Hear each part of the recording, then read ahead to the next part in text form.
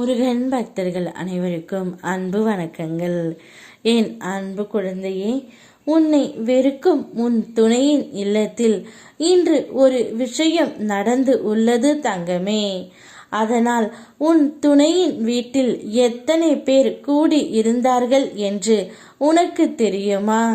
இதை முழுமையாக கேள், உனக்கே புரியும். இந்த திருச்செந்தூர் முருகனை நீ நம்பிவிட்டாய் அல்லவா? ஆகையால் உன்னுடைய வாழ்க்கையில் நடக்கும் அனைத்தும் என் அனுமதியோடு தான் நடக்கின்றது. நீ நினைத்தது உடனே நடக்க வேண்டும் என்று நினைக்காதே. அதற்கு சற்று பொறுமையாக இரு தங்கமே. ஒரு காரணத்தோடு தான் எல்லாவற்றையும் நான் தள்ளி வைத்திருக்கின்றேன்.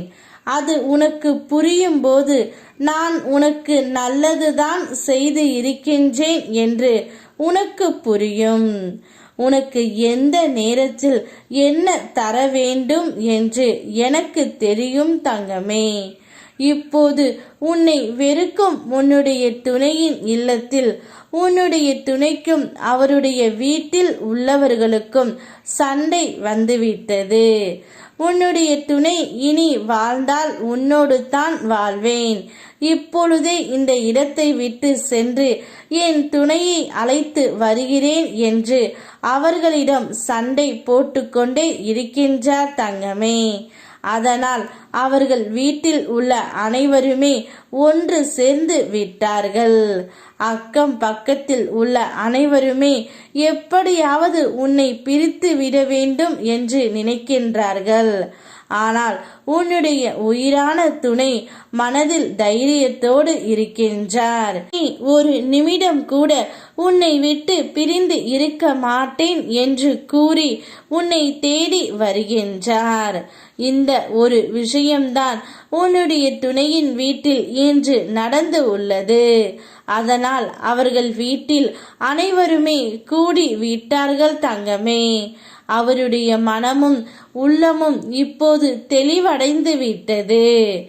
எப்போது என்னை எந்த இடத்தில் நினைத்தாலும் அப்போது நான் ஏதாவது ஒரு ரூபத்தில் உனக்கு காட்சி தந்து கொண்டு தான் இருக்கின்றேன். இப்போது உன் துணையை மனதையும் நான் மாற்றி விட்டேன் தங்கமே.